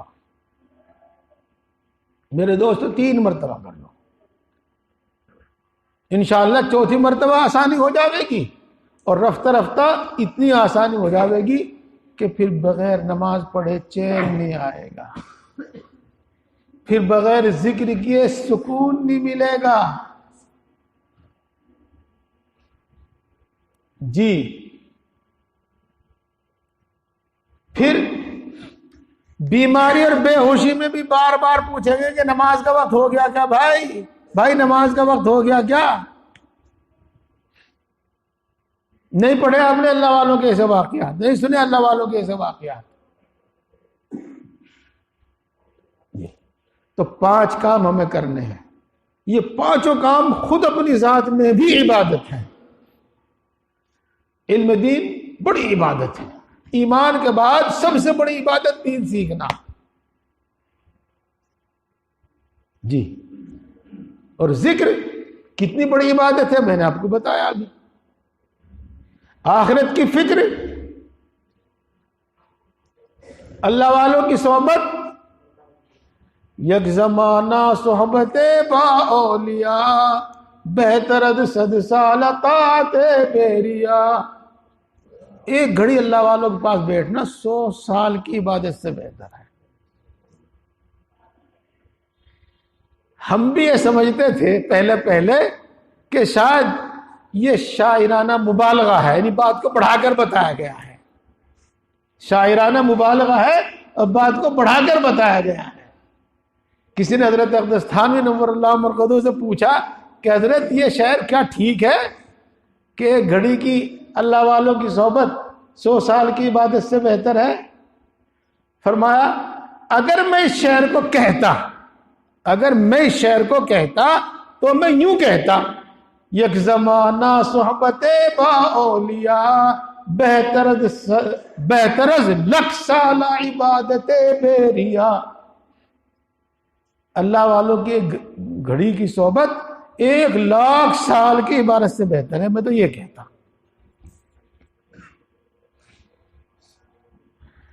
تو یہ سب چیزیں اپنی ذات میں بھی عبادت ہے۔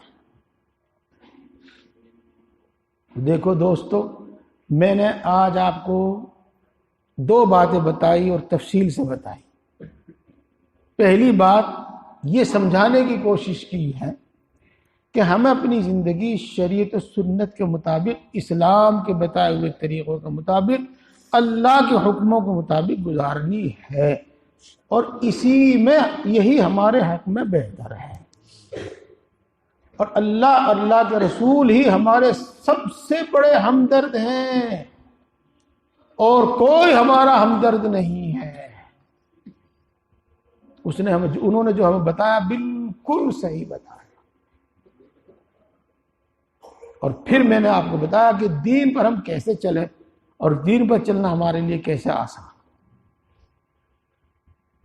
تو جو ہم جتنا کام ہم کر رہے ہیں وہ بھی کرتے رہیں، اور اس کے ساتھ ساتھ دین سیکھنا، ذکر کرنا، مجاہدہ کرنا۔ مجاہدے کا مطلب آپ کو بتا دیا، آخرت کی سوچ، فکر آخرت، جی، اور اللہ والوں کی صحبت۔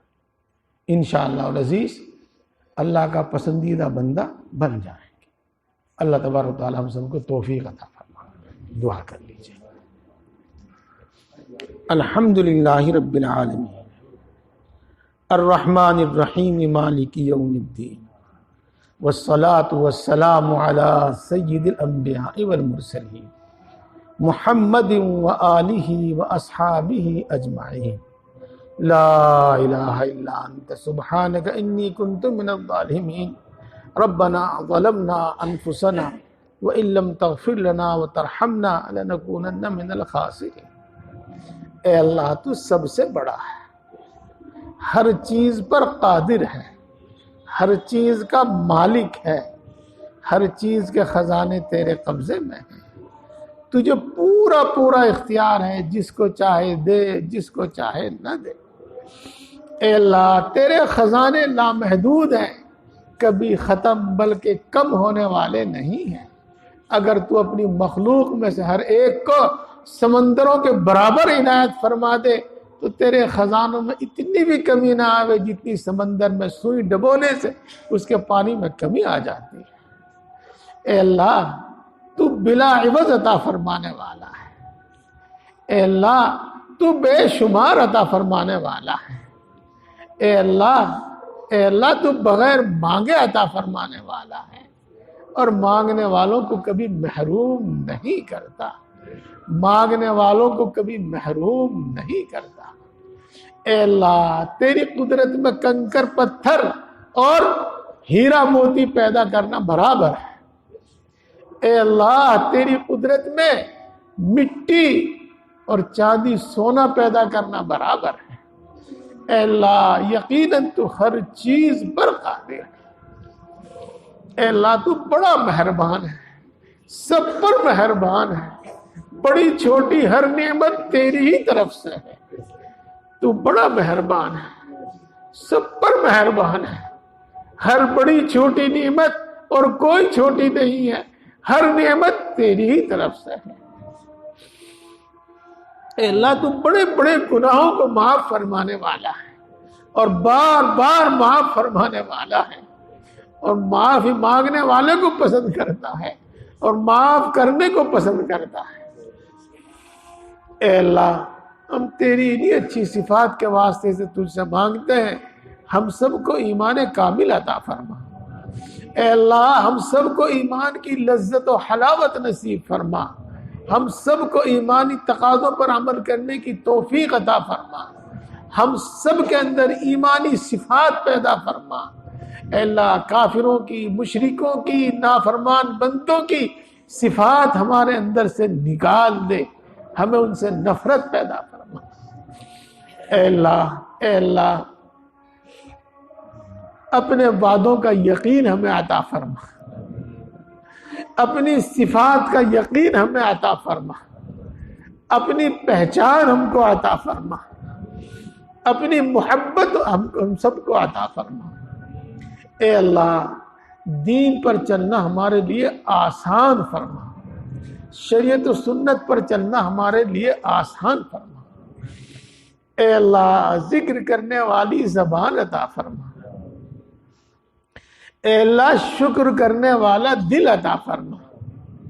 اے اللہ طاعت و عبادت میں مشقت برداشت کرنے والا جسم عطا فرما۔ اے اللہ ہمارے تمام گناہوں کو معاف فرما، پکی سچی توبہ کرنے کی توفیق نصیب فرما۔ اے اللہ نفس و شیطان کے شر سے ہماری حفاظت فرما، ایک لمحے کے لیے ہمیں نفس و شیطان کے حوالے نہ فرما۔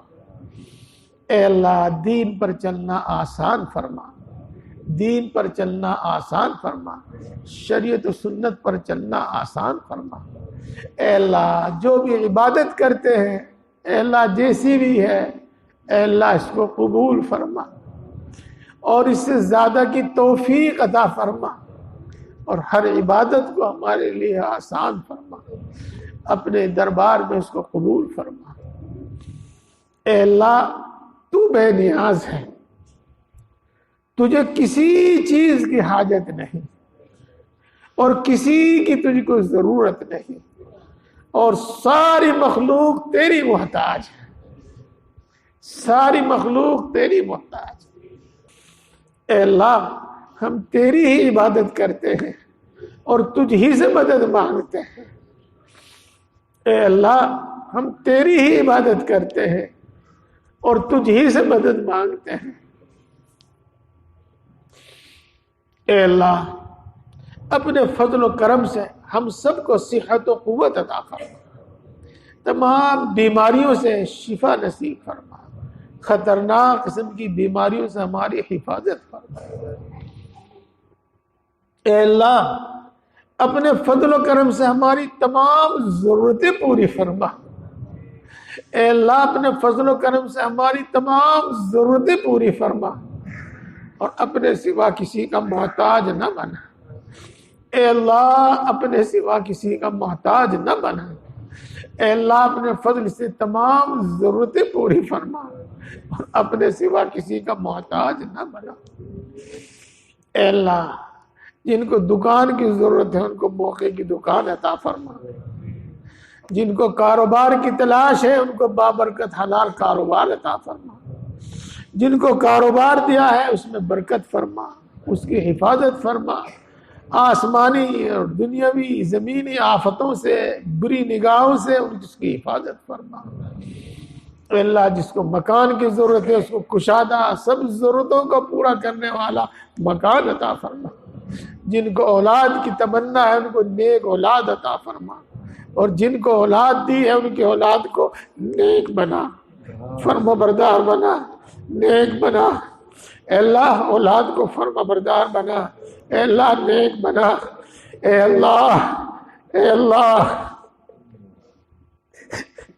تیری رحمت کا صدقہ اور تیرے کرم کا صدقہ ان کو آوارہ اور ناکارہ ہونے سے بچا لے۔ اے اللہ ان کو آوارہ اور ناکارہ ہونے سے بچا لے۔ اے اللہ ان کو ملک و ملت کا خادم بنا، بہترین قابلیتیں عطا فرما، بہترین صلاحیتیں ان کو عطا فرما، بہترین قابلیتیں ان کو، ماں باپ کے دل کی راحت اور ان کو ٹھنڈک بنا۔ اے اللہ جن کے رشتوں میں جن کی نکاح بیاہ میں کوئی رکاوٹ آ رہی ہے ہر رکاوٹ ان کی دور فرما، غیب سے انتظام فرما، غیب سے انتظام فرما۔ ہمارے گھروں میں چین، سکون، اطمینان اور راحت کی زندگی عطا فرما، ہر ایک کا حق پہچان کر ادا کرنے کی توفیق عطا فرما، خصوصاً ماں باپ کی عزت و خدمت کرنے کی توفیق عطا فرما۔ اے اللہ مال، جان، ایمان، عزت و آبرو کی حفاظت فرما۔ اے اللہ کسی ظالم کو ہم پر مسلط نہ فرما، کسی بے رحم کو ہم پر مسلط نہ فرما۔ اے اللہ جو ناجائز مقدمات میں پھنسے ہوئے ان کو باعزت بری فرما، جو اپنے حق کے لیے لڑ رہے ہیں ان کو ان کا حق عطا فرما۔ اے اللہ عزت کی موت اور اپنے وقت پر عزت کی زندگی اور اپنے وقت پر ڈھنگ کی موت ہم کو عطا فرما۔ اے اللہ مرتے وقت کلمہ نصیب فرما، ایمان پر خاتمہ فرما، موت کی سختی سے حفاظت فرما۔ اے اللہ موت کی سختی سے حفاظت فرما۔ اے اللہ بغیر حساب کے جنت الفردوس میں جگہ عطا فرما۔